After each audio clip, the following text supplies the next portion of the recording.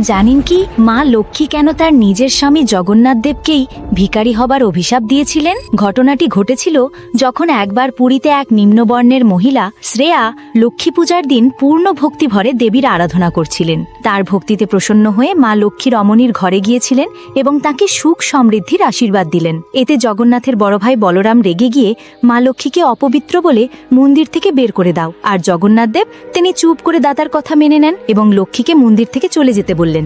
স্বামীর এই নীরবতায় অপমানিত হয়ে মা লক্ষ্মী অভিশাপ দিলেন, বিনা দোষে আমাকে তাড়ানো হলো, যাও আমি চললাম, যতদিন আমি না ফিরবো তোমরা একদানা অন্নও পাবে না। অপমানের প্রতিশোধ নেবার জন্য দেবী আর্জুন বেতালকে আদেশ দিলেন যে যাও এবং শ্রী মন্দির লুট করে নাও। বেতালরা রাতারাতি মন্দিরের সমস্ত অন্ন, বস্ত্র এবং অলংকার লুট করে নিল।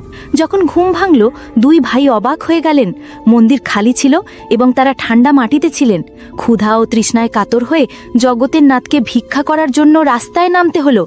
দুই ভাই পথে পথে কাঙালের মতো ঘুরতে লাগলেন। কোথাও কিছু না পেয়ে দুই ভাই এক প্রাসাদের সামনে দাসীদের কাছে ভিক্ষা চাইতে লাগলেন। দাসীরা জানালো যে এটি চণ্ডালুনির ঘর। তখন তারা নিজেরাই রান্না করতে লাগলেন, কিন্তু আগুন জ্বলল না, শুধু ধোঁয়া বেরোলো। ক্ষুধা ও ধোঁয়ায় বিরক্ত হয়ে বলরামজি মিজাজ হারালেন এবং রাগে হাঁড়ি ভেঙে ফেললেন। হার মেনে তারা চণ্ডালুনির ঘরে খেতে রাজি হলেন, যিনি আসলে স্বয়ং মা লক্ষ্মী ছিলেন। পোর পোতা খেতেই তাদের সেই স্বাদ পরিচিত মনে হলো এবং অবশেষে তারা বুঝতে পারলেন যে এটি লক্ষ্মীরই প্রাসাদ। অবশেষে মা লক্ষ্মীর হাতে রান্না করা খাবার খেয়েই তাদের শিক্ষা হলো। জগৎ বুঝল লক্ষ্মী ছাড়া জগৎ অচল, আর ভক্তির কোনো জাত হয় না। জগন্নাথজির অনেক অনুরোধে দেবী লক্ষ্মী খুব কষ্টে মন্দিরে যেতে রাজি হলেন।